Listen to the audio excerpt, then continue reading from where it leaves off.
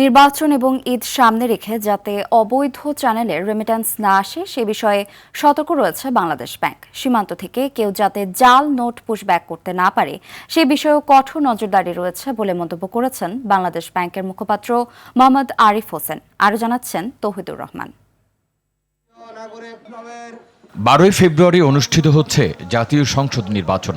সব দলের প্রার্থীরা প্রচারণায় ব্যস্ত সময় পার করছেন। বাংলাদেশের বিপুল সংখ্যক মানুষ মধ্যপ্রাচ্য সহ বিভিন্ন দেশে কর্মরত। রমজান এবং ঈদকে সামনে রেখে পরিবার স্বজনদের জন্য রেমিটেন্স পাঠান তারা। তবে এবার জাতীয় নির্বাচন ঘিরে আরও বেশি রেমিটেন্স আসতে পারে বলে মনে করছেন সাধারণ মানুষ। কিন্তু তাদের পাঠানো টাকা যাতে হুন্ডির মাধ্যমে না আসে সেজন্য সতর্ক বাংলাদেশ ব্যাংক। অনেক বৈদেশিক মুদ্রা নির্বাচনকে কেন্দ্র করে দেশে ঢুকবে, কিন্তু এটা যদি ব্যাংকিংয়ের মাধ্যমে না ঢুকে তবে বললাম যে এটাকে আমাদের অর্থনীতিতে খুব বেশি ভূমিকা রাখবে না।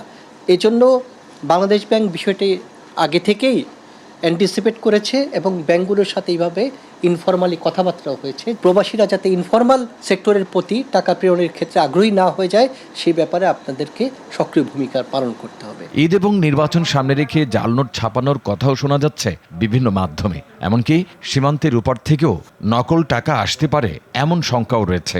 এসব বন্ধে কঠোর অবস্থানে বাংলাদেশ ব্যাংক। বড় নোট যাতে কোনোভাবেই ফিজিক্যাল ট্রানজ্যাকশন না হয় এই ব্যাপারে এলাকার বর্ডার এরিয়ার মধ্যে যাতে এই প্রচারণাটা করা হয়, যে আপনারা ক্যাশলেস হন, পার্শিয়ালি হলেও ক্যাশলেস ট্রানজ্যাকশন শুরু করেন। কোথাও জাল নোট সংক্রান্ত কোনো তথ্য যদি আমাদের কানে আসে আইন শৃঙ্খলা বাহিনী তাৎক্ষণিকভাবে সে ব্যাপারে ব্যবস্থা নিতে পারে। নকল টাকা রোধে সীমান্ত এলাকায় ক্যাশ টাকার লেনদেন সীমিত রাখার কথাও জানান বাংলাদেশ ব্যাংকের মুখপাত্র।